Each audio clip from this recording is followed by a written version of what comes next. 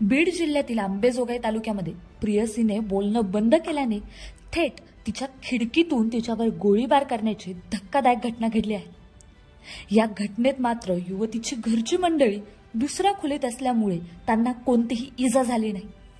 मात्र या घटनेनंतर पुन्हा एकदा बीडमध्ये शस्त्र परवाना आणि गावठी कट्ट्याचा मुद्दा समोर आला आहे। दरम्यान मिळालेल्या माहितीनुसार संबंधित तरुणीचं गणेश पंडित चव्हाण यासोबत प्रेम संबंध होते। मात्र ती गणेश चव्हाणच्या त्रासाला वैतागली होती, त्यामुळे तिने त्याच्याशी बोलणं बंद केलं। बोलणं बंद केल्यानंतर गणेश चव्हाणने युवती व तिच्या घरच्यांना मारून टाकेल अशा धमक्या द्यायला सुरुवात केली। याच रागातून तो अंबेजोगाईमध्ये आला। यावेळी त्याने थेट युवतीच्या घरी गेला आणि तिच्या घरचा दरवाजा ठोठावला। मात्र आतून दरवाजा कोणीच उघडला नाही। त्याला आणखीन राग आला व तो घराच्या खिडकीत गेला आणि तेथून त्याने गावठी कट्ट्यातून थेट गोळीबार करायला सुरुवात केली। मात्र यावेळी कुटुंबातील दुसरे सदस्य बाजूच्या खोलीत असल्यामुळे त्यांना कोणतीही इजा झाली नाही।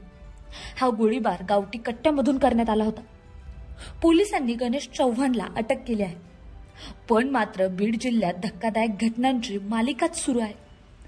एक झालं तर एक बीडमध्ये धक्कादायक प्रकार घडतच आहे। पण तुम्हाला काय वाटतं, बीडमध्ये वाढती गुन्हेगारी हे राजकीय नेत्यांचे परिणाम आहे का? नक्कीच कमेंट करून कळवा।